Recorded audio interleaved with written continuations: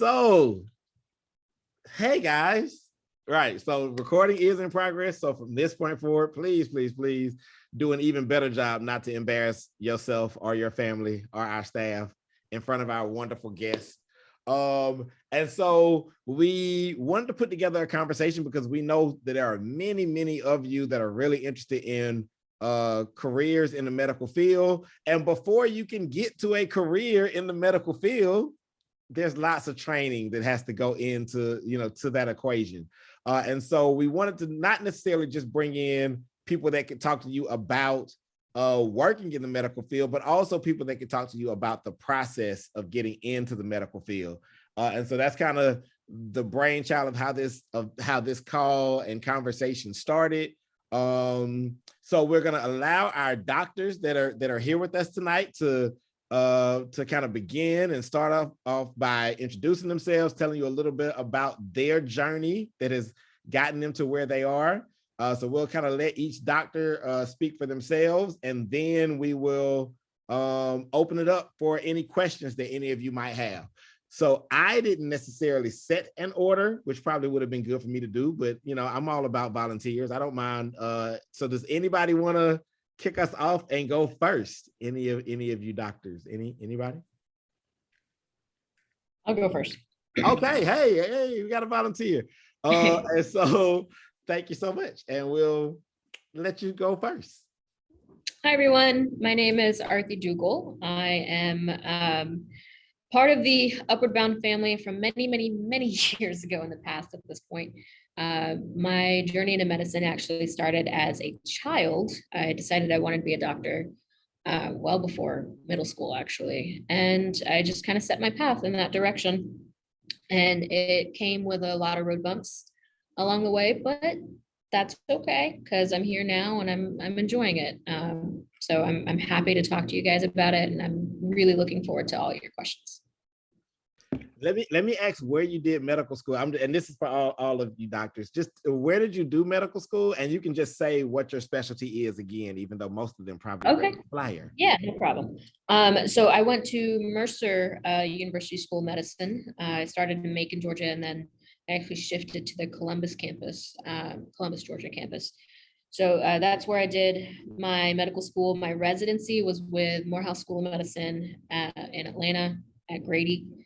And now I am in the process of completing my pulmonary critical care medicine fellowship training to become an ICU doctor and a lung doctor. Thank you so much. Thank you so much. Anybody wants to volunteer to be our next doctor? Oh, anybody? I'll go next. Okay. I'm Tiara Aldridge. Nice to meet you guys. I am from Stone Mountain, Georgia. So I went to high school at Clarkston in DeKalb County.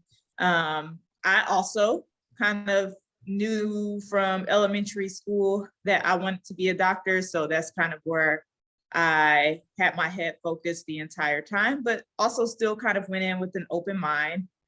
So I went to several college fairs in high school to kind of see. I was basically looking for a program that had a good science program, but also somewhere that had a medical school. So it would be easy to kind of find a mentor in that regard. And so I came across Vanderbilt at one of them. And so I ultimately went to Vanderbilt University in Nashville, Tennessee for undergrad. Did find a good mentor there and ultimately was able to apply to their early acceptance program for their medical school. So I stayed there for medical school and became a triple door and stayed there for residency. So I was in Nashville for 12 long years, but ultimately decided to do OBGYN, in which case really just decided to do that through doing my work study job, which was being a research assistant for a women's health study. So that kind of introduced me to women's health. And then when I did my OBGYN rotation in medical school, I enjoyed it. And so that's kind of the path I went along. So I finished residency in 2018 and have since moved back to Marietta, Georgia, and I'm in practice here. So I've been in practice for about 4 years now here in Marietta. Thank you so much. Thank you so much. Any other volunteers? Let's see. Volunteers. No volunteers. Let me go. Okay, let's get it. Oh, yeah. Hey guys, I'm Philippe Daniel. Originally from Port-au-Prince, Haiti, but moved to the States at 17. Didn't really want to do medicine when I was growing up. I actually decided my junior year in college. So yeah, I decided pretty late, but it didn't, make a huge difference because I majored in medical lab sciences. So it was kind of easy to transition.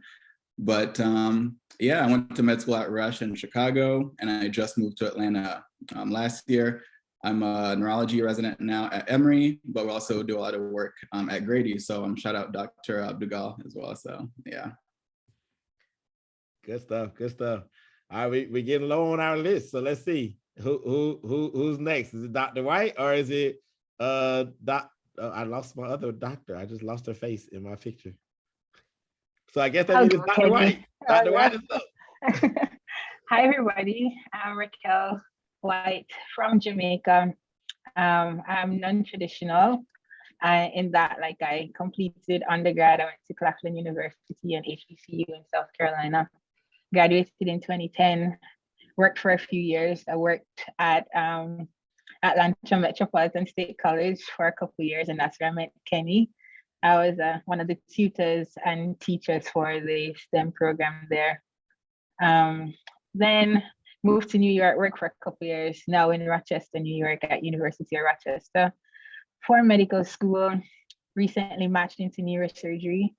So I'll be starting neurosurgery training on June 16th here at the U of R.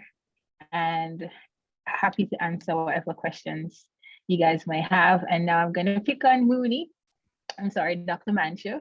You have the opportunity to go next. Hey, I like the alley-oop. That was nice. Hi, everyone. My name's Amundam. My nickname's Mooney. I am a friend of Raquel's at the University of Rochester. I grew up in New Jersey, and similar to some of the other panelists, I was interested in medicine from a younger age. My family's from Cameroon, so as a kid, going back to Cameroon and kind of comparing the experiences was kind of intrigued me. I did my undergrad at Cornell and like switched majors halfway through college from biology to biology and society. Really loved public health and ended up pursuing an MPH first. And worked for 2 years down in DC for Health and Human Services. So happy to talk about that. And then eventually came back to medicine because I just didn't feel fulfilled doing health policy. Recently matched into pediatrics and heading to Harvard BMC for pediatrics. And I'm gonna pass it on to my other classmate, Dr. Johnson. Congratulations to you both, by the way, for matching neurosurgery and peds. That's awesome. Hey everyone, my name's Tylea. I'm also friends of Mooney and Raquel. I go to the University of Rochester. I matched into family medicine. I'll be heading to Swedish Cherry Hill, which is a family medicine residency in Seattle, Washington. I'm originally from Vegas. Like some others have said, I also was interested in medicine when I was younger. I went on a bunch of HBCU tours in high school and tried to pick the best one that would give me the best opportunity to go to medical school. So I ended up going to Xavier University of Louisiana, which is one of the top schools in placing Black people into medical school and becoming physicians. I'm so happy to be here, happy to answer all you guys' questions. Okay, good stuff, man. Listen, I am so excited just about having so many of you on. Somebody asked about Louisiana. So yes, I think that is where her institution is. And so I'm excited to just have all of you on. So students, if you have any specific questions, you can feel free to kind of start putting those in the chat. We want to make sure we give you all, as much opportunity as possible to ask, any questions that you might have. But other than that, yeah, because I can ask questions all day, but we don't want that. Nobody wants that. So I know we have several of you that are really, really interested in the medical field. So, okay, first question coming in. Great job, Indy. First question up. would you say that it matters on the prestige of where you went to in regards to your undergrad and medical school to have an easier path of becoming a doctor? And so I guess any of you can kind of answer that. Thank you, Indy, for the question. And again, I know I said this earlier, some of y'all weren't on. I would love to see some of your faces, and I'm sure our doctors would too, because, you know, Zoom boxes are just not attractive. So if you are in a place where you can cut on your camera, please feel free to do so. But would you guys say that, I guess that's two different questions, undergrad, college, and your medical school, does it make it kind of easier to become a doctor, you know, in terms of prestige of the school? I can comment on that. So I will say that it really depends on what you're looking after or looking for rather. And it really depends on the person. So a little bit about my history. I went to Mercer School of Medicine, which isn't a big prestigious school. I went to UGA for undergrad. I went to Mercer for medical school. And then I went to Morehouse School of Medicine, internal medicine residency program, which is the training part after you've graduated and earned your MD. After that, after I graduated residency, I actually took a job with Emory University as a doctor at Grady. And the two are different in a lot of ways in that Emory has a much bigger name than Morehouse does. And what that allowed me to do is utilize their resources a little bit more simply because they have a bigger name.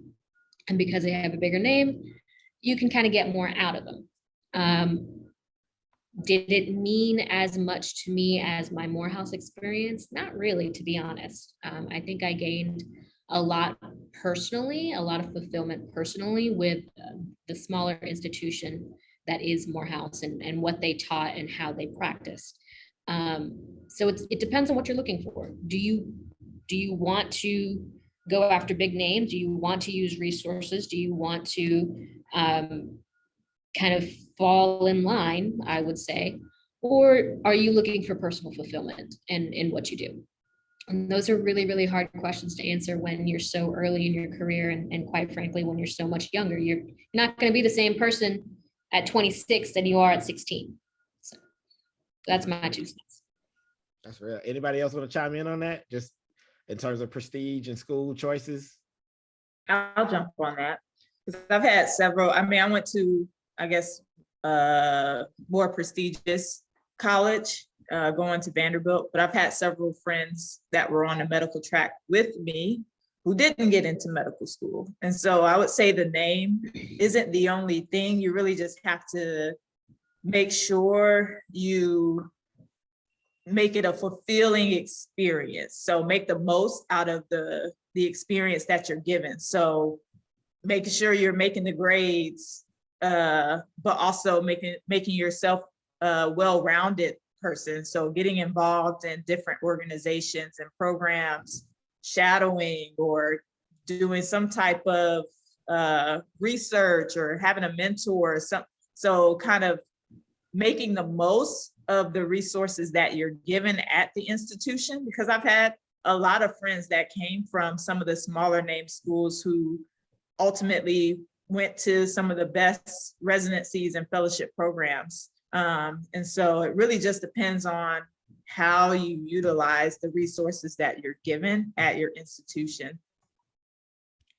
Yeah, I definitely agree. And yeah, it's really going to depend on, personal situation as well. So for me, for example, I went to the University of New Mexico, which is a pretty small school. It's not prestigious, but I had a full ride. So I finished college with no loans.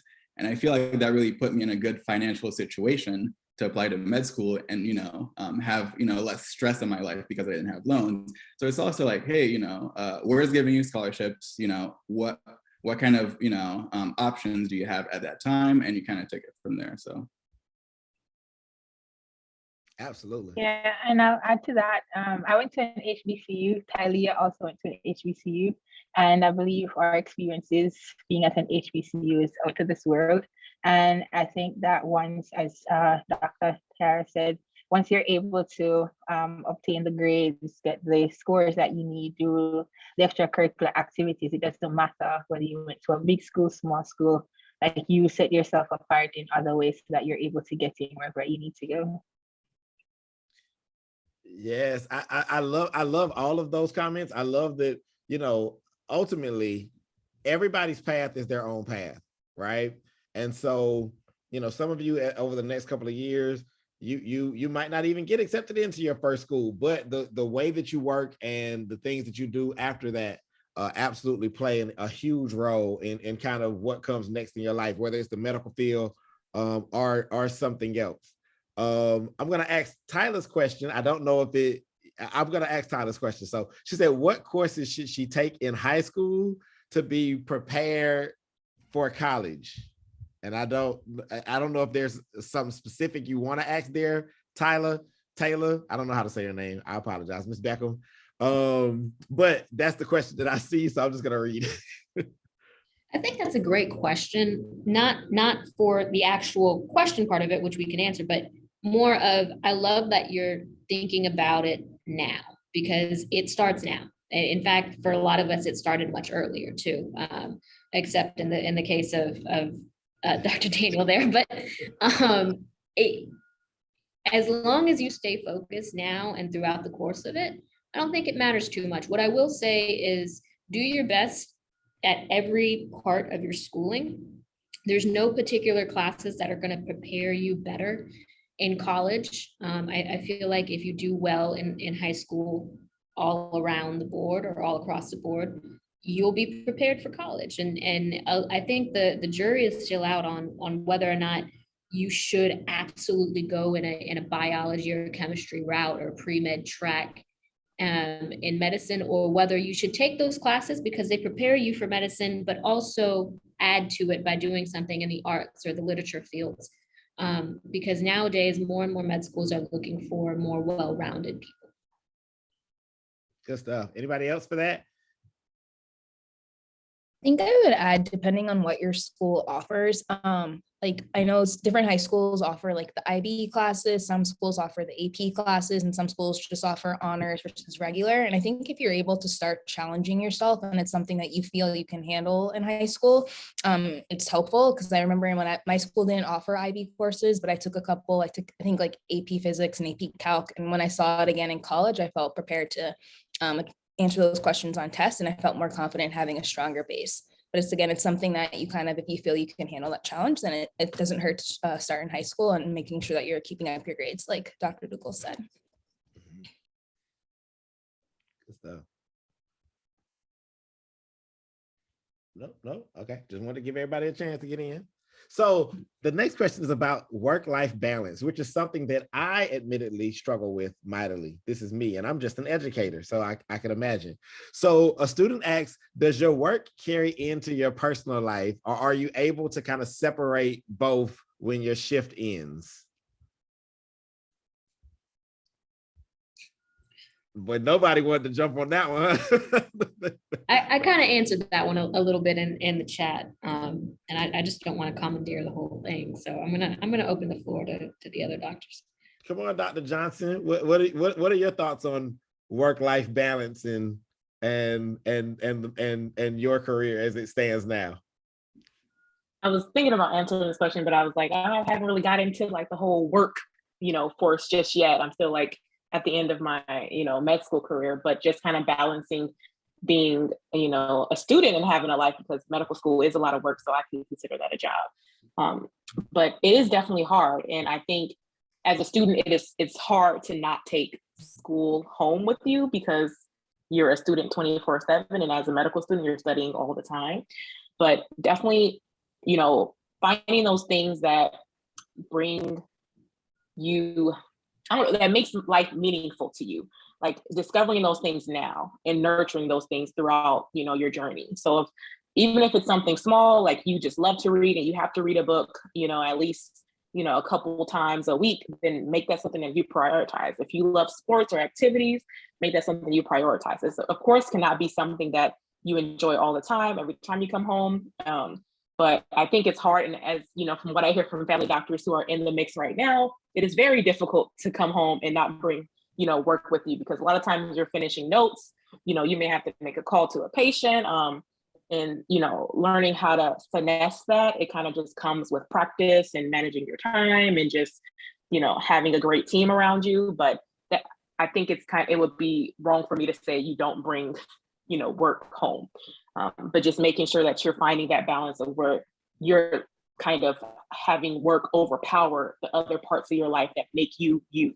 You don't want to just become this person who is their work, is their job. Even if it is something you're passionate about and you love, there's obviously other things, a part of you that made you who you are. So nurturing that and prioritizing that and telling people like, hey, this is my time I dedicated to, you know, doing this puzzle, because I like to do puzzles, like jigsaw puzzles. This is the time I dedicate to do this. I can't do, you know, whatever you're asking me to do right now. And just, you know, learning how to say no. Because I think a lot of times when you're an overachiever and you're just always want to help people, you have a hard time being like, I don't have time for that. So, you know, being protective and kind of selfish with your time is also important. So that's what I'll say for that. Yes, that's a blessing. Sometimes selfishness is good and necessary. It is sometimes good and necessary. Anybody else want to speak to work-life balance? I'll say it's kind of about being intentional. So you really have to be intentional. And I would say it would be good to start kind of practicing that even in high school, college, where again, they want to see that you are well-rounded. So being able to balance kind of your work with kind of other extracurricular activities, and not necessarily, I would say quality is better than quantity. So you don't have to be involved in 10 activities, but maybe 1 or 2 good quality activities that you're really invested in. And so when you do get to the point where you're trying to balance work and life, you've had practice of doing that when you were in college and med school, because you're trying to balance work, but you're also have these other activities that you're involved in. And so I would say it's just about being intentional. Also depends on your practice model. So for me, I make it a point not to bring my work home with me just because it's stressful enough at work. So I don't want to bring that stress home with me. And so I try to leave myself enough administrative time where I'm able to finish my notes and everything and patient calls and everything else at work. And so when I'm home, I'm home. And so you just kind of have to set boundaries for you. Once you do get to that point where you're able to kind of set your own schedule, it's definitely possible. Probably a little bit harder when you're in residency and your schedule is not your own, it's made for you. But when you're able to actually have your own job and set your own schedule, you can make those boundaries for yourself. And so definitely possible, just have to be intentional about it. I think that's an excellent point. And one of the things that I think we should probably highlight as a group is also what it kind of looks like as far as training and what's the difference between med school and residency and fellowship and all of these things. So from college, you get into med school, which is typically a 4-year program. I think someone mentioned this in the chat. Some places have accelerated tracks where they extend to 6 or 7 years. And you, in those accelerated tracks, come out as a doctor, as an MD or DO. But typically after college, you go to a medical school, which is a 4-year program. You come out as an MD or a DO. And then you go into a training program. That training program is called residency. It can be anywhere between 3 to I believe 7 years is neurosurgery, if I'm not mistaken. Is that right? I don't know. Yes, 7 years is neurosurgery. Good luck to you. But in the training aspect of it, in the residency aspect of it, it's absolutely true that your schedule is often not your own. But as you advance each year in residency, you are able to claim back a little bit more of your time each year. And in addition to that, you learn a lot. So you are a lot more confident in your medical decision making. You're able to make quicker decisions, more efficient decisions. So your time efficiency also becomes better. And then a lot of physicians have the option after residency of going straight into practice, which is something that I did, but then I decided to go back into training. Whereas Dr. Daniel, and I'm sorry, Tara, your last name isn't on the it's on the thing. If you go into straight neurology practice, you'll be a practicing physician. If you go into OBGYN, you're going to be a practicing physician if you don't specialize further. But if you do, like as in my case, I went back into training. So I don't have a lot more control of my time like I used to have. Does that make sense? Am I making sense? It makes sense to me. I love I love that y'all are both talking about kind of intentionality, right? Because obviously we work with high school students, and there are a few college students on the call as well. But like you both kind of mentioned, it's never too early to practice intentionality, right? And so I definitely appreciate you, Dr. Aldridge and Dr. Dugan, for saying that. And intentionality looks a lot of different ways in terms of even the things that you're doing in high school, in middle school. So the friend group, right? Dr. I don't want to mess up your name, Dr. Mancho. The friend group, right? The types of courses that you ask your counselors to sign you up for, if it is AP or IB, right? All of those things are also a part of being intentional, right? And so that intentionality, like they all kind of just said, it's never too early to start practicing intentionality, right? So maybe if we don't spend 3 hours on the video game or scrolling through TikTok, right? It's not that many dance crazes in the world, right? So we can be intentional about other things that we want to do. So someone asked, what made any of you really know for sure that the medical field was where you wanted to be? I can talk about that since I was on traditional. So for me, like I think I knew I always wanted to do medicine, but I came to the US as an international student. So that lens was very different to transition from being international to getting into a medical school here. So I had to figure out, okay, what is it that I want to do? And that's how I ended up working as a teacher for like 5 years. And ended up going to med school like 7 years after I graduated college, which is very different from like Talia, who I know came straight through from undergrad. So for me, what happened because of that extended break, like every so often I had to like check in with myself and be like, oh, you've been doing this teaching thing for a while, you're getting paid, you don't have the stress of like studying and going through all of that craziness. So like, do you really want to go back to school, or can you see yourself doing this? And I found that like I always still liked it. I always wanted to understand how things work and how do you fix it if it's not working. So I always had like that interest in the medical field. And during my gap, I also like got training as a phlebotomist. I did like EKG technician stuff. So like I was always on the periphery of medicine, but not in it. And then for me, I was just kind of like getting frustrated with myself. I'm like, I don't want to just see the things and read it. I want to be able to be a part of like the decision making for the patient and how we provide treatment for them. So I had like multiple opportunities to kind of evaluate what my interests are over the course of those 7 years. And like I kept going back to medicine as something that I wanted to do. So I'm just like, okay, I'm at a point now where I can apply as a permanent resident. Let's see what happens this time. And I applied and I got into like 6 med programs. Rochester gave me the most money. And now here I am almost at the end of it. So I think it's a matter of like doing a lot of self-evaluation and being honest and not letting other people's like thoughts and their plans and dreams for your life matter, because you are the one who have to live it. So if it's like your parents pressuring you like, oh, I think you should be a doctor, but you're just like, I don't really like sciences, I don't like blood, I don't like all these things, then maybe medicine isn't what you should do. But like you have to be honest with yourself, I think is the first part of the decision process. Wonderful. Be honest with yourself. Anybody else? How did you know that it was medicine for you? Yeah. So, I mean, for me, the number one thing was seeing it from the inside. So I actually changed my major a couple of times.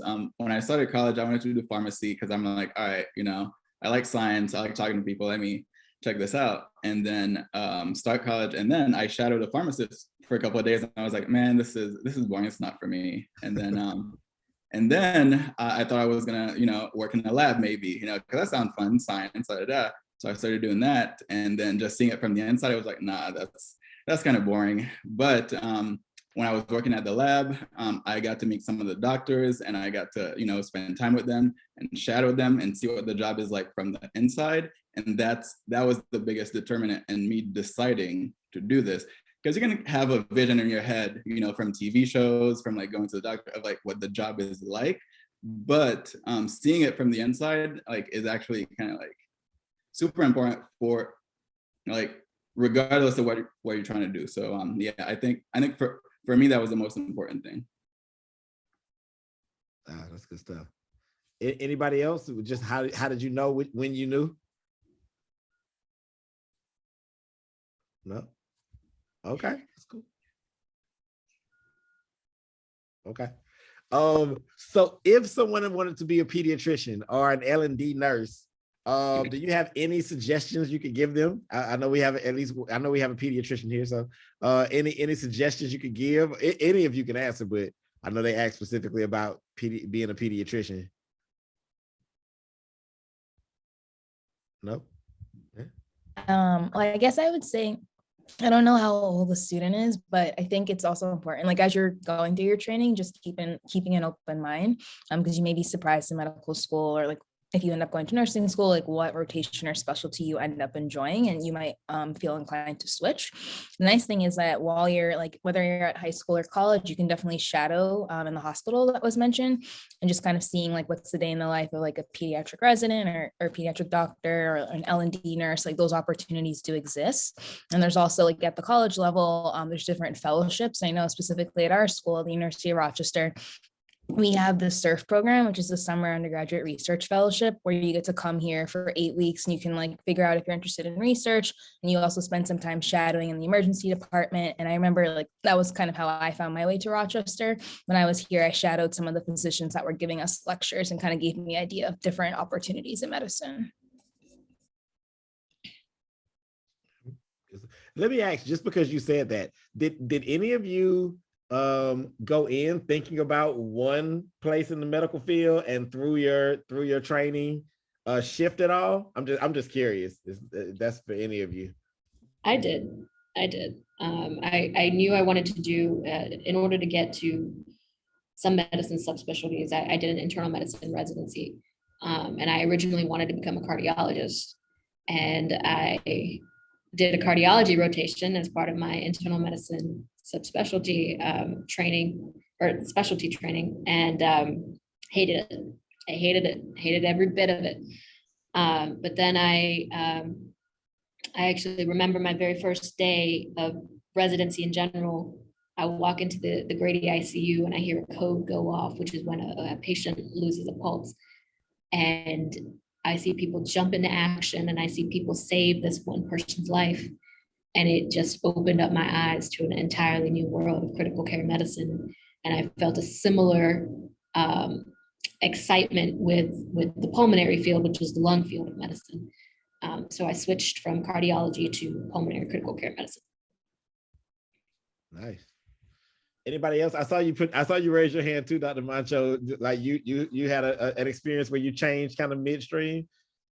Yeah, I changed a lot. I mentioned, like, I did public health before coming to med school, so I was pretty set on doing family medicine and infectious diseases. And first year, we have this course called host defense, where we just learn about all the bacteria and viruses, and I hated it. And like, talked to some of the docs, and I was like, this is not for me. I thought I was going to do PM&R for a little bit. I was a college, I played soccer throughout my life, still play. I didn't feel fulfilled with that, and went through the rotations. It actually took me up to a match day to kind of decide what I wanted to do. Like, I dual applied into peds and OB, and I opened my match letter and ended up pursuing the peds route. I'm still really passionate about women's health as well. Good stuff. So a student asked, how do you go, and this is totally a doctor question, but how do you go about gaining clinical hours? I don't even know what that means, because this ain't my Residents stuff. will take care of it for you. Okay. They'll give you plenty of work to do, plenty of clinical hours to give you. Okay. If you're, oh, sorry. No, go ahead, Dr. Johnson. Go ahead. No, I was going to say, if you're thinking about like shadowing experiences, I don't know if that's something that people think about doing either in high school or college. I would like look on the different websites of the different hospitals in your region and see if a lot of them, they'll have programs where you can come shadow or you can come do like some work, so to speak, volunteer work there. And that'll kind of help you just get in the door of what it's like to be in a hospital. So that's also an option too, if you're thinking about, you know, clinical hours outside of being a medical student or a resident. Good stuff. Got a little bit of a heavy hitter question coming up next. My guy Hirsch here. What were some of the challenges that you might have faced being underrepresented in medicine, and what kind of supports, whether they be institutional or personal, did you have to kind of overcome those challenges? Great question. Right. Really, really good question. I'm underrepresented in the fact that I'm a woman, but Indian women are not, or Indians in general are not very underrepresented in medicine. So I'm going to open the floor to the other docs on the panel first. So being at the University of Rochester, it's a predominantly white institution in a predominantly white space, because we're in upstate New York, like closer to Toronto than the city. If that gives you guys some geographic context. So as a part of our education, like the first year, you kind of learn what normal is. And then second year, you figure, okay, what abnormal looks like. And then third year, you get thrown onto the floors where you learn to take care of patients. But how it works is that during some of our first 2 years, some of the faculty comes back and teach you, like whether they're clinicians or they work in the lab, whatever the case may be. And for most of our first 2 years, all of the people who come and teach us are all like white people, usually majority white men, and then there may be like a few white women thrown in. And in the event that you do have a minority professor come in or a lecturer come in, like you said, that's when the group text blow up and be like, oh, you need to be in class today because there's one of us presenting today, so you need to be here. And you get to see the representation in that regard.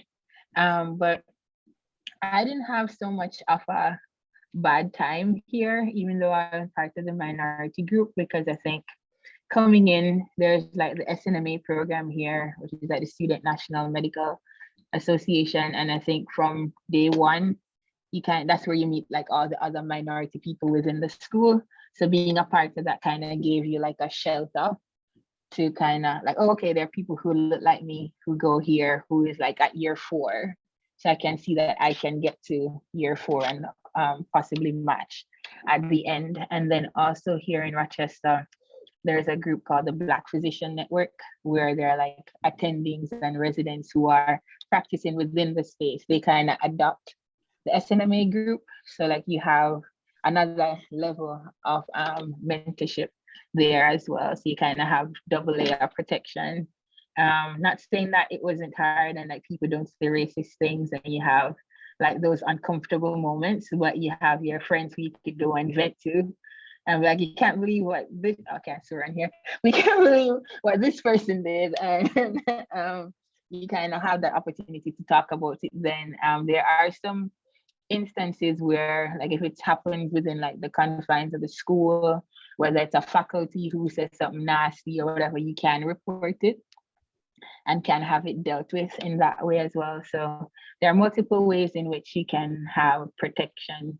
So I didn't really have that much issue with that. Like for me personally, the thing that I had problems with was more like financing medical school, because as I said before, like I'm international. My parents are still at home in Jamaica. So like for me to come here, it was all through like scholarships and loans. So the difficult time that I had, and when I had to question like, okay, am I really gonna do this?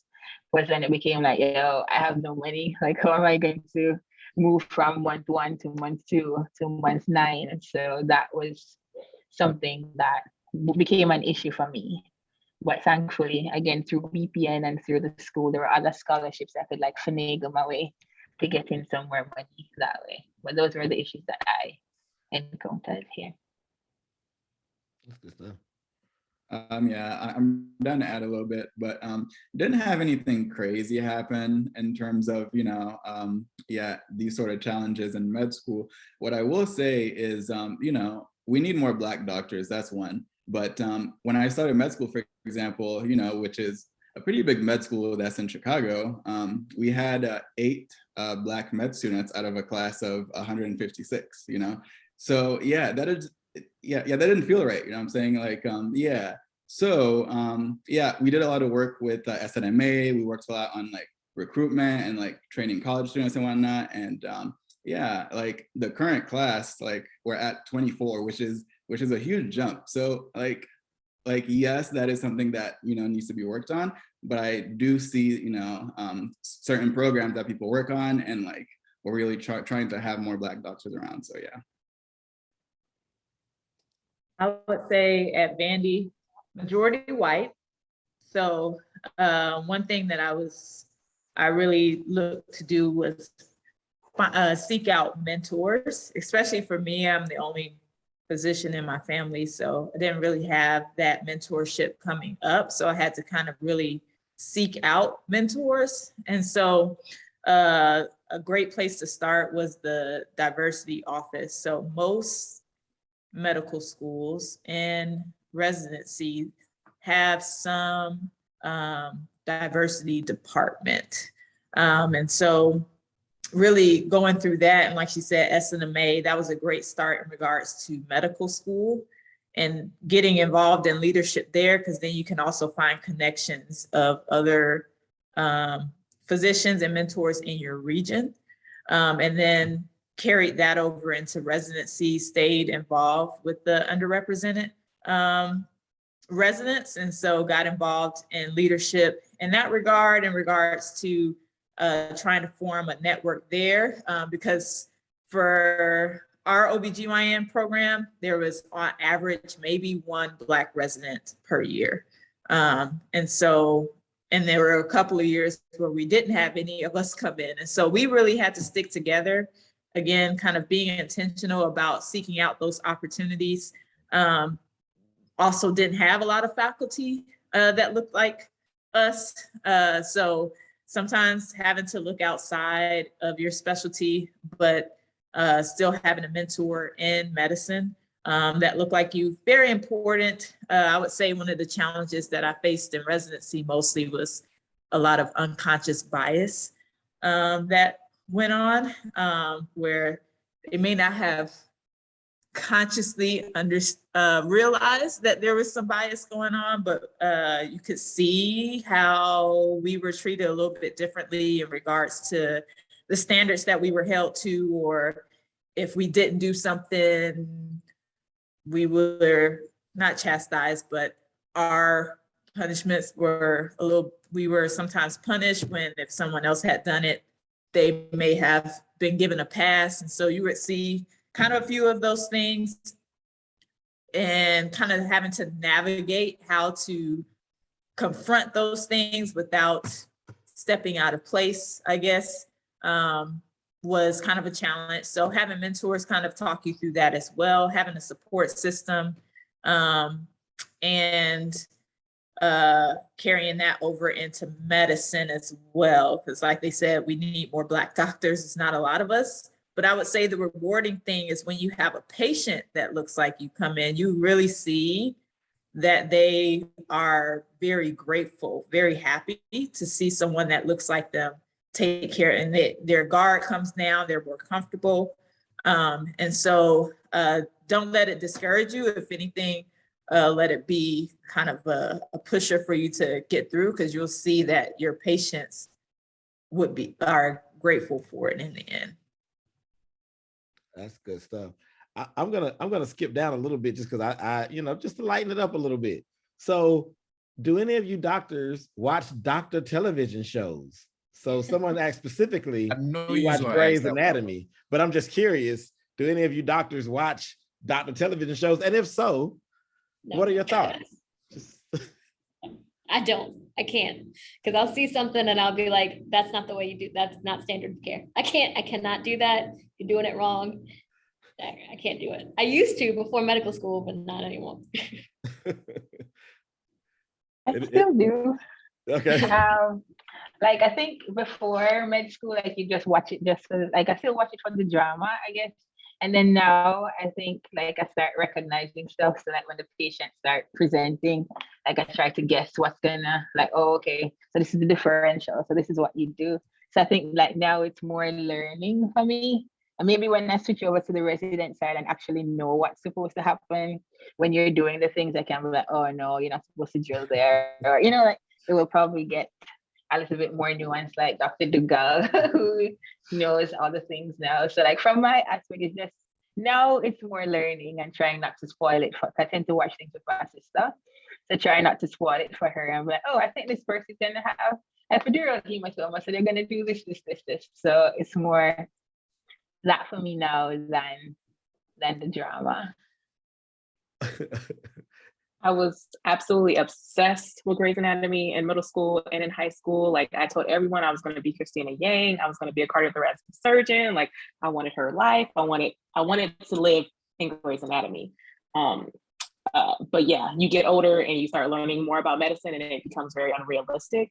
But one show that I would say is probably, I wouldn't say super realistic, but Scrubs is probably the most realistic, like just the way they do their rounds and like the grilling and actually like the answers that they give actually make sense. And it's kind of funny. Like you see this whole like medicine versus surgery and it's kind of true. Like it kind of like a little laugh, gives you a little laugh about like, oh wow, that's kind of how they act a little bit.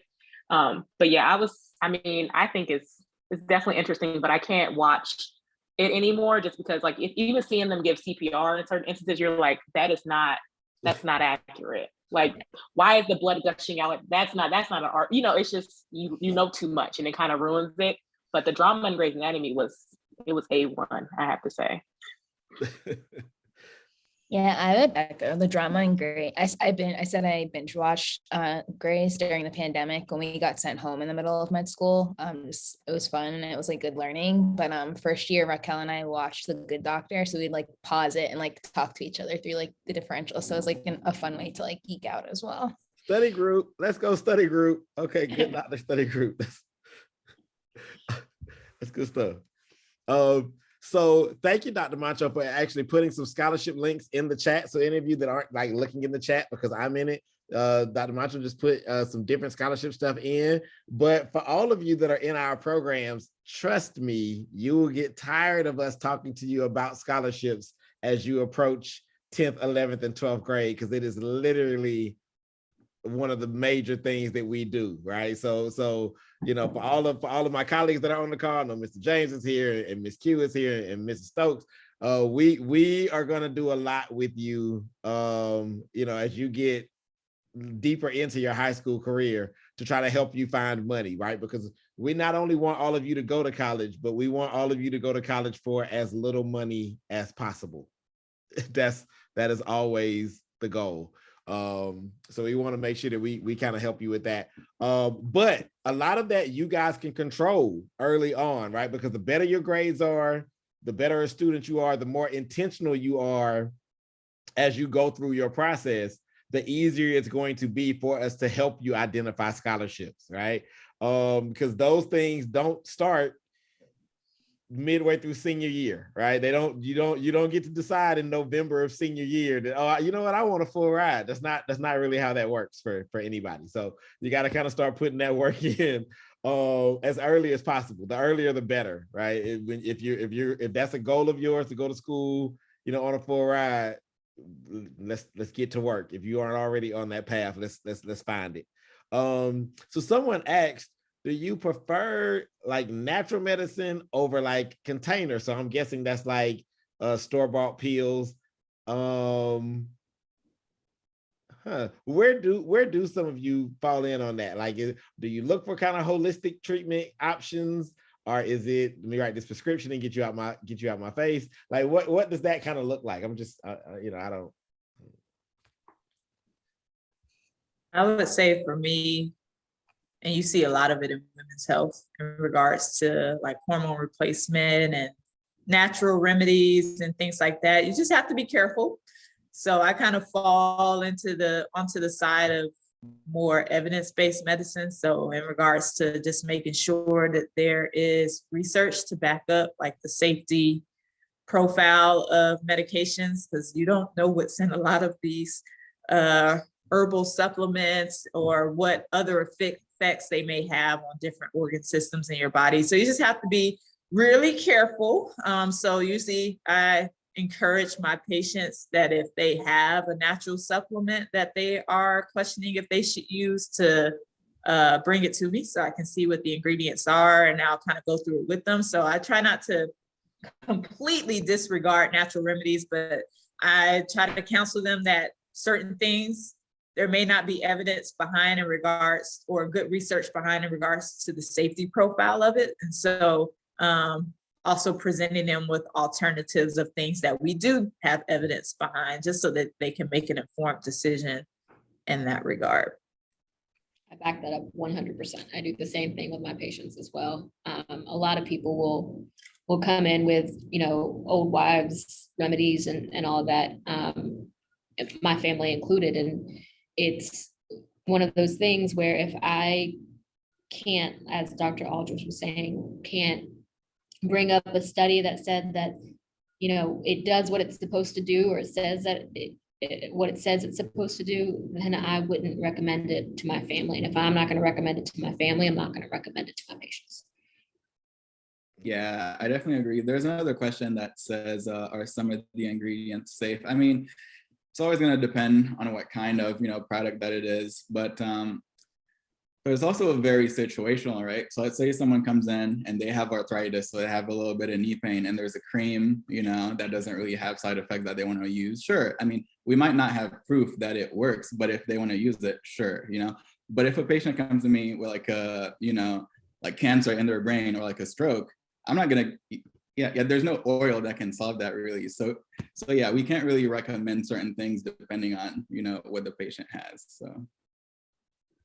That's fair. I actually chose to go into family medicine because I was really passionate about preventative medicine in particular. So when I think of natural things, I'm thinking of lifestyle changes. So one of the things that I learned a lot during doing like lifestyle medicine elective here was that there's a lot of things that we can control that can help us, preventing certain chronic conditions and also even managing chronic conditions. And it's based off of evidence, but it's definitely way safer than, some of the pharmaceuticals that we are offering our patients. So my biggest thing is I talk about those. So I talk about, are you exercising? Are you eating healthy? Are you, trying to alleviate the stress in your life? Are you, abstaining from smoking or, drinking and all these other things. So when I think about natural, I think about those things. And I also try to remind patients that a lot of the medicines that we do use, you'll be surprised how much of them come from plants. Like if I remember correctly, like aspirin came from a tree. We have certain medications that came from things that were natural at some point, but now that it looks like a pill, people have kind of separated from being, natural. But I think if a patient is coming to me and they're wanting to do something that's not, over-the-counter medications or, pharmaceuticals, I talk about, okay, well, you're going to have to make some major lifestyle changes if you don't want to be on this medication that's going to prevent you from, X, Y, and Z, if that's something that's feasible for them. But I'm definitely someone who is open to learning more about natural ways of healing. But I definitely agree with other doctors who have spoken. I operate under evidence-based, practices, because that's just how we're taught. And that is what's I will feel best supported knowing that there's evidence behind what I'm giving to a patient. I would never just be like, oh yeah, that sounds great, so you should do it. But I definitely feel like we should also ask our patients, like, okay, is this something that's helping you? If I can't say that it's going to hurt you, I'm not going to tell you to stop doing it, because I also believe in the placebo effect. So you'll be surprised, what things can help your patients that aren't really, evidence-based. That's good stuff. So this is a good question to me, because I don't know the answer. All questions are good questions, I guess I should say that, because I work with students. So y'all have talked about being in residency, being in med school. How do you survive during that time? So a student asked, what kind of money do you make, like during residency, between residency and attending? So like, how do you sustain yourself as a person, because that's a process that we definitely we don't know anything about. So anybody like, are you making money? Is there a housing voucher? Like, what's going on while you're doing that whole process? During med school, you just suffer, is where I'm at. Unless your people have money, then you kind of go through that way. Otherwise, you live off scholarships if you can get them, and federal loans. And if you can like slide in a little part-time job somewhere in there, so like I tutored for a little while during my first 2 years and get a little bit of change, that can help. But otherwise, it's through that. I don't have the residency / attending tickets. So I'll find my little corner. Okay. Okay. Good stuff. Anybody else want to add to that? So one of the questions was, what's the difference in salary between residency and attending? I will say your trainee salary is not what you dream a doctor's salary is going to be, at point blank. Like, it is for the work that the time that you put in. I think on average, if I'm not mistaken, and Dr. Daniel, maybe you can help me with this. I think on average, the salary is about $65,000 for most programs, 65,000 a year, which is actually still, I mean, you can live on that easy for one person. It's about budgeting. It's about being responsible financially. When I was a resident, I had a roommate, so I split all my costs, my living expenses with my roommate. And then when I graduated residency and I became an attending, that salary, depending on what you're doing, what your institution is, it can anywhere between double to honestly quadruple even, depending on what you're doing.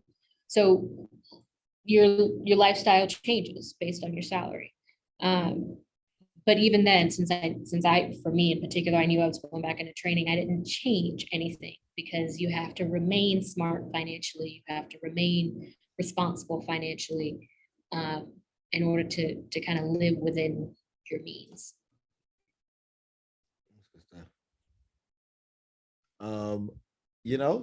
This is, so the last question that I see, and they didn't put a question mark, but I found it, so it's all good. What are your thoughts on medicine commercials that have 100 side effects? This is sometimes we forget we're talking to young people, but I know how I feel when I look at those commercials. So what does it bring up, like, for you guys? Does it How cause do you you stress? How do you feel? Listen. I feel like I shouldn't take any of them. I feel like the side effects are worse than what I might be dealing with to need the medicine. Like, luckily, I don't have any ailments that the commercials on TV are for. But most times when I see those commercials, I'd be like, yeah, I think I might just roll with what I got. I might just maybe I need to call Dr. Johnson and do some lifestyle changes. But I don't want to do none of that stuff that they talk about. But for any of you doctors, what comes to mind when you see those commercials? Just curious. And they say, It's funny. It's funny. It's funny to me. They're always so happy in the commercials too. It's funny to me. It's just because they list off every possible thing, even from the thing that has maybe less than 0.1% chance of happening, to cover all their bases of anything that could potentially happen with this medication, or that a person could have reported when they were doing the trials for the medication. So that's why counseling is good. So in regards to the physician really going through with you what the most common side effects would be and what you can most expect, maybe giving you a scale of what those side effects could be for you, because not all of them are equal in regards to the risk of you getting them. So I usually laugh because, like you said, the people are happy in the commercial, and then they list that you could die from it, but please take this medicine. Yeah, I mean, so just want to add too, like, we don't really talk about side effects from the disease either. So yes, like on the medication side, there can be a million side effects, but let's say you have diabetes, for example, right? Well, what are side effects of diabetes? You can lose your vision, you can become blind, you can lose your kidneys, all your organs can actually fail as well. So it's kind of like picking your battles and seeing what is best for that specific person and being like, all right, like maybe if this patient develops this one side effect, it might not actually be the worst considering how bad their diabetes is. So it's kind of like a case-to-case basis and kind of like seeing what you're willing to live with versus not. So yeah. Man, that is brilliant. Like, I just like the way you frame that. Like that we don't talk about your illness might also have side effects. That's just that was okay. Thank you for that. I'm gonna walk away with that. That's so real. That's good stuff. Okay, so listen, we are getting close to 7, and like I said at the beginning of this, I always want to make sure that I'm being super respectful of y'all time. We greatly appreciate y'all. So I'm gonna say 2 things. I think y'all did answer this a little bit earlier, but maybe the student jumped in a little bit late. So is there anything that you would suggest people specifically look for when choosing their college or a college with a medical program? And you can answer that. And if you have any kind of closing thoughts or words for our students, you can go ahead and kind of add those in now. So I'm just gonna say so as someone who decided, to go into medicine later than most, you have plenty of time, go to college, major in what you want to major in. It's really not going to prevent you from doing medicine. We got a lot of med students at my school. They majored in dance, architecture. That's totally fine. You might have to take the science classes on the side, but if that's what you're passionate about, then definitely do that. You got plenty of time, so it's not something where like you have to have everything set up right now. So yeah, go at your own pace, and you'll figure it out. Yeah, good advice. Anybody else? What I'll add to it is that, like, try your best as you're going through, whether it's middle school, high school, and like set yourself up for the best possible college experience possible. I know Dr. Daniel spoke about getting college tuition, like going to college for free, coming out debt free. That was also what happened for me. Like I literally only had to find my plane ticket from Jamaica to come to the US. Like everything else was covered. Tuition, housing, books, everything. So like if you can set yourself up to get like a full academic ride, which was I got. I know Mooney got like sports scholarship because she played soccer for college during college. So like whatever your skills are, like try your best to maximize the most out of that so that you can set yourself up for a future and just enjoy the experiences as they come. Good stuff. I think I would add to what Raquel said, just like know that like even if it takes you some time to get to whatever goal, whether it's medicine, whether it's nursing, PhD, or even if it's not in science, like you will eventually get there. And a lot of times we feel like we have to do these things right away. And, if you don't get in the first time, or if, you don't succeed the first time, that it kind of makes you feel somewhat less than, but just know that like delay doesn't mean denial. Like you can still achieve whatever goal. And like, you just, like they said, find mentors, reach out to your support network, and whatever school you end up, like trying to maximize your time and abilities there. I would say when it comes to trying to find college and a medical school, before you go looking, just think about what your priorities are in regards to what you are looking for. And so that will kind of help you narrow your list down. So for me, I was looking for somewhere that had a strong science program and medical school, but I also knew I was interested in Greek life. So I wanted somewhere that had that represented on the campus. I wanted somewhere that had football, so SEC football. So that kind of helped me narrow, because I also wanted to have a good college experience. So it's not all academic. You do want to, like I said, make sure you're well-rounded, but also make sure you're enjoying the experience. When it came to medical school, of course, the rigor, but I wanted somewhere where they also prioritize student wellness. Because medical school is grueling enough. And so Vanderbilt also had kind of a wellness program for their students. And they kind of had that built into their program. So just kind of have to figure out, and of course, the financial aspect, very big. I also had, Vanderbilt is really good about giving money. So I had a full ride to their undergrad. So came out debt free from undergrad. And so those were kind of the things that I was looking for. And that kind of helped me narrow down where I was looking in regards to college and medical school. I think that's a great point, and something that can probably carry over in a lot of aspects of life too. When you're looking for a college to prepare you for med school, you want to look at your priorities and what you want out of it. But I feel like you can also just look at the trajectory of what you want your life to become. And as far as, you know, closing statements, if this is what you want for your life, nothing can stop you. No one can stop you. Everybody's going to tell you no. But it's not a no and it's not a failure until you allow it to become that way. So I don't know, my mom always told me the grass is greener where you water it. So make sure you do that and look for what you want your life to become and you work towards that. Don't stay stagnant.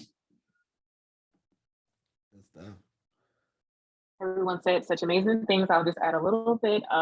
So I didn't talk about this earlier, but I did the early assurance program through Xavier University. So if you know for certain you want to go into medical school, find a program that is going to support that. So if they have a pre-med program, you know, ask about like what supports do you offer your students who are interested in going to medical school, and possibly looking into early assurance programs. It was something I applied to in my sophomore year, got accepted my junior year, and knew for sure I was going to medical school by then and didn't have to take the MCAT. So that's definitely a plus. Saves you some money and a lot of stress. And just as closing remarks, I would say, you know, celebrate yourself, celebrate the small successes, and don't consider them small. I think one thing I regret is that I was always going through the motions. I knew what my end goal was, and I zoomed past high school graduation like it was just always going to happen, and college graduation like it was always going to happen, and didn't really care about any of it because I was like, I'm not going to be, you know, successful until I'm at this point. But celebrate yourself, know that you deserve to be where you are, because imposter syndrome is a thing and you don't deserve that. And, you know, you need to be confident in yourself and know that, you know, you're doing, you know, what's right for you, and you're going to become whoever you want to become in the future. And yeah, I'll just say that. Listen, I just want to say you guys have been an absolute blessing this evening. I know that some of my colleagues are online, and us, like, you know, like y'all, you know, we got, you know, 15 group chats at work, so we be talking during meetings. And so if you see our heads bob down a little bit, it's because, you know, we are so impressed with everything that is going on. So we just want to say, you know, on behalf of our team, like, thank y'all so much for sharing y'all time and y'all energy with all of these young people. Because, you know, we all kind of needed this kind of thing when we were their age, right? And so I'm glad that you all kind of found your way and made it happen, and y'all are living kind of the lives that y'all want to live. But we absolutely just want to give these students as much of an opportunity to learn as we can, you know, kind of early on, right? Because I know I wasn't having these kind of conversations at 13, 14, 15 years old. And so I really do want to just say I greatly appreciate y'all for sharing y'all time. There's a couple of students that have said thank you also.